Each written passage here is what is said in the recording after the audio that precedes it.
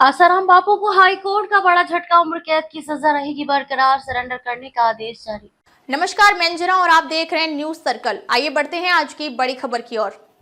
नाबालिग से दुष्कर्म के मामले में जोधपुर जेल में सजा काट रहे आसाराम बापू को राजस्थान हाई कोर्ट से कोई राहत नहीं मिली है।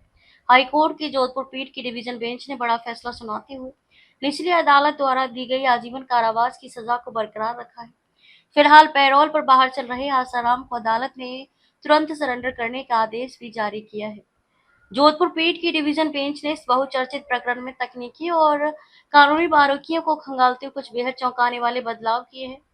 अदालत ने इस मामले से गैंगरेप और साजिश जैसे बड़े दाग तो हटा दिए हैं, लेकिन मुख्य आरोपी आसाराम बापू को जेल की सलाखों से कोई राहत नहीं मिली है।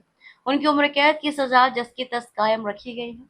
अदालत ने आसाराम बापू समेत 3 आरोपियों के अपीलों पर सुनवाई करते हुए उन्हें गैंगरेप धारा 376 डी के आरोप से बरी कर दिया है। हाईकोर्ट ने स्पष्ट किया कि उपलब्ध साक्ष्यों के आधार पर गैंगरेप का अपराध साबित नहीं होता है।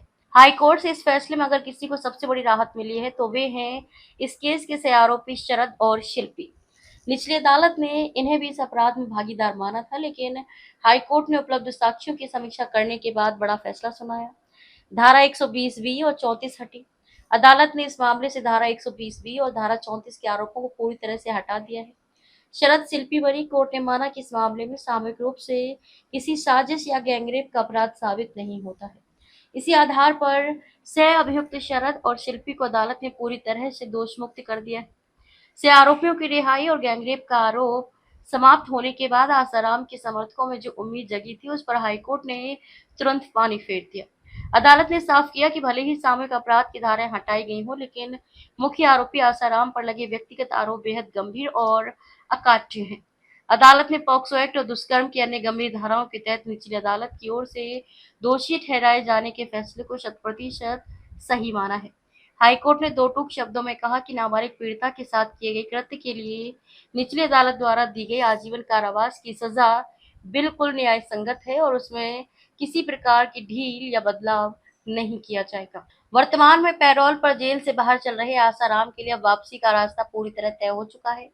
हाईकोर्ट ने सख्त रुख अपनाते उनके वकीलों की दलीलों को खारिज कर दिया। अदालत ने आसाराम बापू को बिना किसी देरी के तुरंत सरेंडर करने का आदेश जारी किया है और उन्हें वापस जेल भेजने के निर्देश दिए हैं। कुल मिलाकर देखा जाए तो तकनीकी धाराओं के हटने से भले ही केस का स्वरूप बदला हो, लेकिन सजा के मोर्चे पर आसाराम को कोई बड़ी राहत नहीं मिली है और उनकी बाकी जिंदगी अब सलाखों के पीछे ही कटेगी। अब तक के लिए बस इतना ही। फिर मिलते हैं एक ऐसे ही बड़ी खबर के साथ। तब तक के लिए नमस्कार और देखते रहिए न्यूज सर्कल। अगर आपको वीडियो पसंद आई हो तो लाइक करें व शेयर करें। ऐसे लेटेस्ट अपडेट पाने के लिए बेल आइकन प्रेस करना ना भूलें। अगर आप हमें फेसबुक या फिर इंस्टा के माध्यम से देख रहे हैं तो हमारे पेज को फॉलो जरूर करें। धन्यवाद।